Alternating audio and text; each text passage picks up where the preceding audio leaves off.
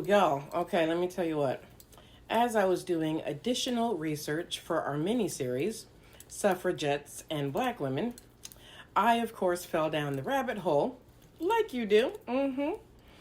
And Lord have mercy. First, y'all are going down the rabbit hole with me. And second, do you know what I found there? I found that in 1923, there was a proposal to erect, get ready, a Mammy Monument. Yeah, I kid you not. And I had to make sure that I was reading this correctly. And 4 sources later, I actually believed that they were going to erect a Mammy Monument. I, of course, was appalled, disgusted, and enraged. Yeah. So what I'm going to do, I'm going to read some comments from Charles Stedman, who at the time was congressman for North Carolina. This whole thing is a hot mess, y'all. Okay, I shall begin. Affection and attachment between the white child and its colored nurse were the rule. And it was also the rule that when the child passed beyond the nurse age and grew up, the old nurse retained her special interest in that person until the end of life. And then it goes on to say that the proposal will be received with pleasure by a great number of men and women, a large proportion of whom are not old enough to have had a regular colored mammy before the Civil War. There is a happy and tender sentiment behind the proposal. The colored mammy was an institution in the southern and border states worthy of being symbolized in stone and bronze. Yeah. And do you know where this proposal came from? It came from a group of white women, group of southern white women, and this group of southern white women were part of the United Daughters of the Confederacy. And we're going to talk about them. Yeah, let's talk about the United Daughters of the Confederacy. The United Daughters of the Confederacy was formed in, I believe it was 1894. Okay. Their goal was to preserve and protect the memory of the Confederacy. Yeah. They championed for and celebrated the Lost Cause. And the Lost Cause claims that the Confederate States were just, heroic, and about states' rights. Yeah. They romanticized the view of slavery, and they argued that enslaved people were treated well. They go on to say, you know what? Give me a minute. Okay. They go on to say that if slaves had been loyal, well-treated, and content before Civil War, then emancipation would bring down this utopia. Yeah. Not only were they attempting to rewrite reality, they were also strong proponents of Jim Crow and the KKK. So these were the Southern women that, we talked about during Suffragettes, Our Race is Trash. Yeah, the one where we talked about, oh, nope, it was the one before that, where we talked about how the Northern white women traded Black support for Southern white women who were active participants in the KKK. Yeah, these women were active participants in the KKK. They were responsible for preserving KKK artifacts and, symbolology. I probably butchered that, but artifacts and symbols. There we go. That's what we're going to say. And at a certain point, they were even spokesperson, or they were the public relations for the Klan. And yeah. So you know that whitewashed history in the textbooks that say, slavery was good. Slavery was good for black people. They were responsible for that as well.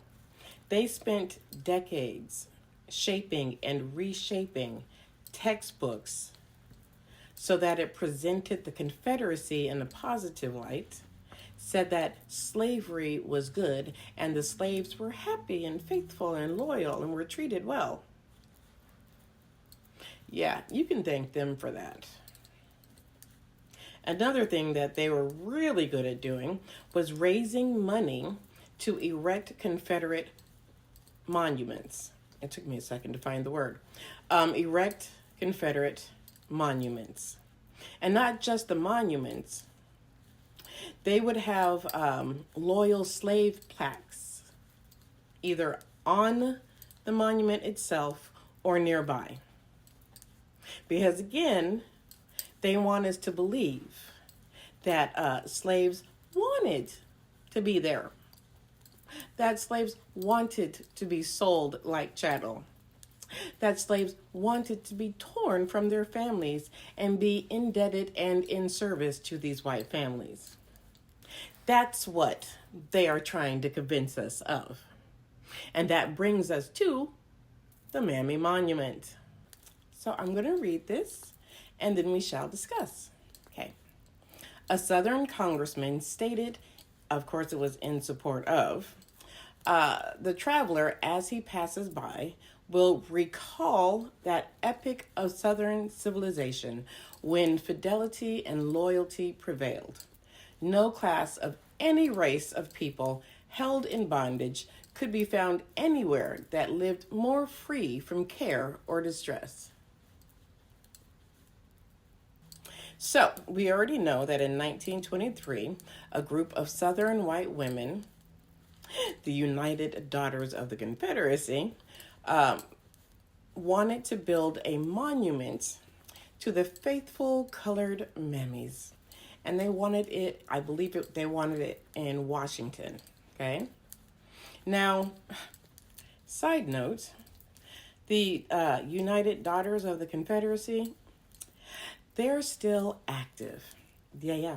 And in 2018 and 2020, their website still stated that slaves, for the most part, were faithful and devoted. Most slaves were usually ready and willing to serve their masters. Were they ready and willing to serve their masters because that's who they were?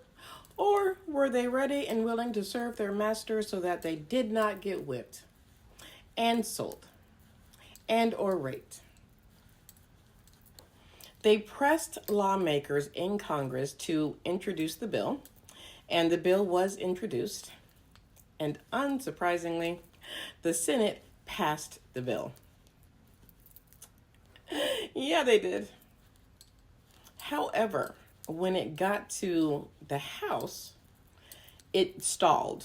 It never got passed in the House. And that's because there was intense opposition to this monument, mainly coming from black women who said, absolutely not. Y'all are crazy. Y'all are crazy. Because the problem is that the affection for the colored mammy, it glossed over the sexual abuse, it glossed over the violence, it glossed over the pain inflicted upon enslaved women who had their families torn apart. That's problem number one.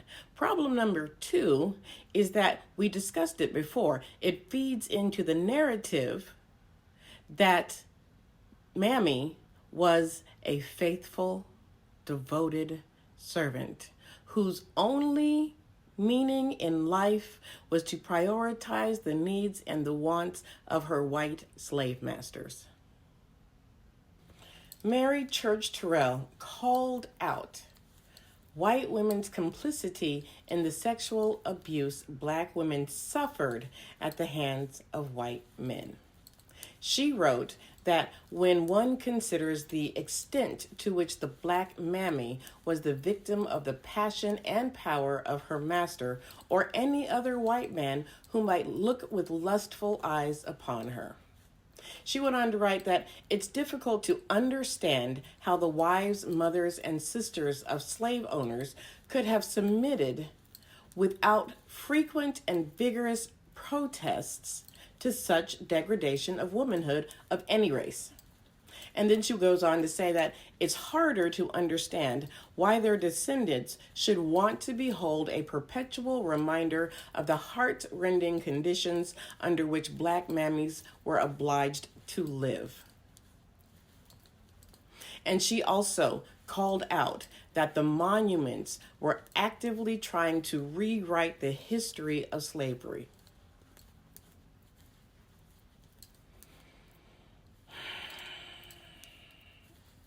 And the thing about it, that even though it didn't pass in the House, but don't forget it passed in the Senate, even though it didn't pass in the House, the UDC is what we're going to call them, did manage to have several loyal slave plaques and faithful slave plaques erected next to Confederate statues. We talked about that in the last time we were together. They did manage to get those plaques up.